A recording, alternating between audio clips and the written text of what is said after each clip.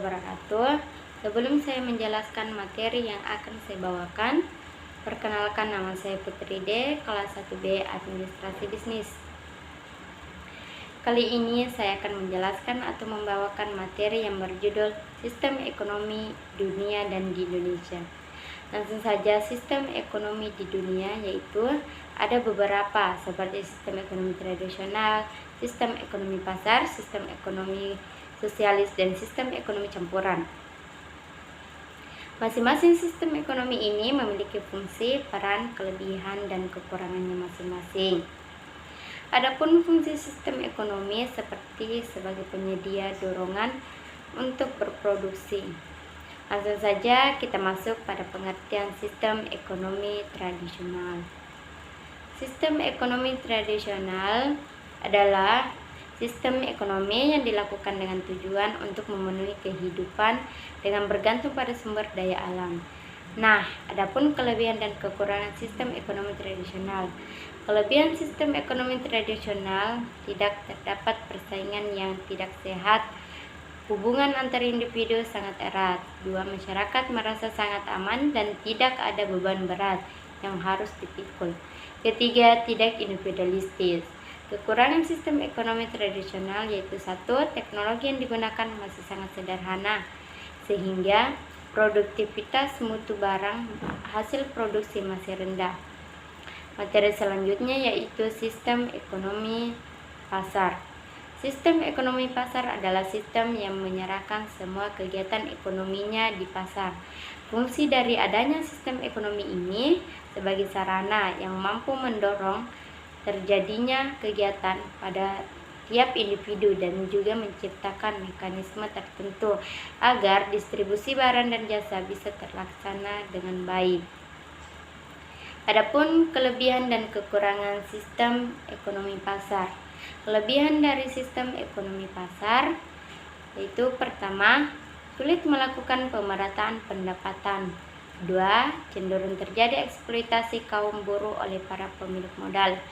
3. Munculnya monopoli yang dapat merugikan masyarakat.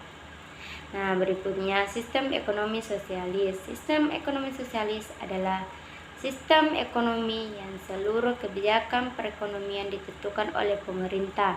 Kelebihan dan kekurangan sistem ekonomi sosialis yaitu pertama, disediakan kebutuhan pokok oleh pemerintah. 2.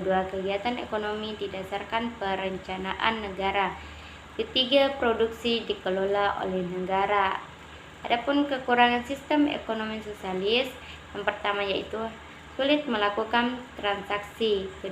Membatasi kebebasan. 3. Mengabaikan pendidikan moral. Terakhir, sistem ekonomi campuran. Sistem ekonomi campuran adalah suatu sistem yang mencampurkan karakteristik pasar, kebijakan, dan ekonomi tradisional pada tempat tersebut. Adapun kelebihan dan kekurangan sistem ekonomi campuran. Kelebihan dari sistem ekonomi campuran ini pertama, kebebasan berusaha. 2. Hak individu berdasarkan sumber produksi walaupun ada batas.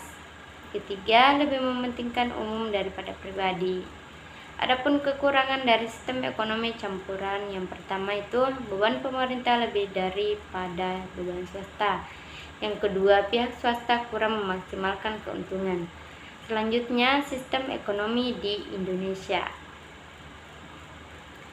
Sistem perekonomian di Indonesia merupakan terbesar di Asia Tenggara dan terbesar ke-16 di dunia dengan produk domestik bruto atau PDB tahunan senilai kurang lebih USD 940,9 miliar atau pada tahun 2016. Pengertian sistem ekonomi di Indonesia yaitu pada pasal 33 yang berbunyi perekonomian disusun sebagai usaha bersama berdasarkan atas asas kekeluargaan pada ayat pertama.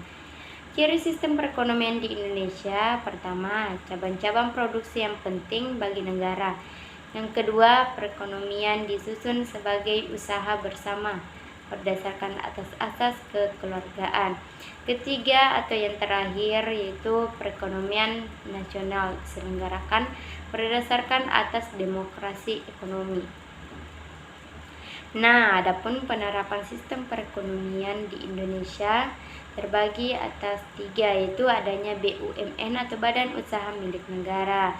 BUMN ini merujuk pada aturan dan undang-undang resmi negara yang mengatakan hal-hal yang dianggap penting serta berhubungan dengan hajat hidup orang banyak diatur oleh negara.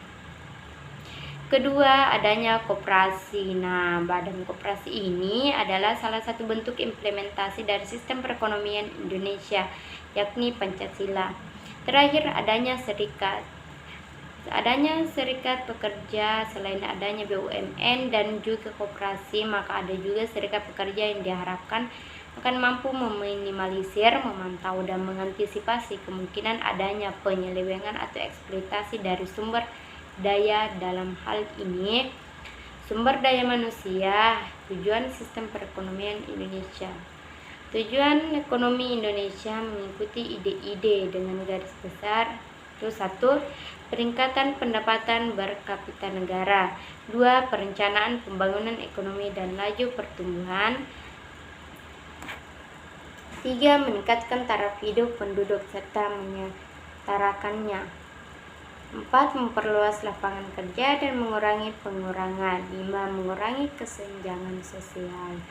Nah, itulah tadi materi yang sempat saya jelaskan atau saya bawakan yang berjudul Sistem Perekonomian di Dunia dan di Indonesia. Sebelum saya akhiri video ini, saya ingin menyampaikan, seperti ilmu padi, semakin merunduk semakin bersih. Titik, begitu juga indahnya berbagi. Jikalau berilmu, jangan sungkan mengomentari komen di bawah ini. Semoga membantu. Wassalamualaikum warahmatullahi wabarakatuh.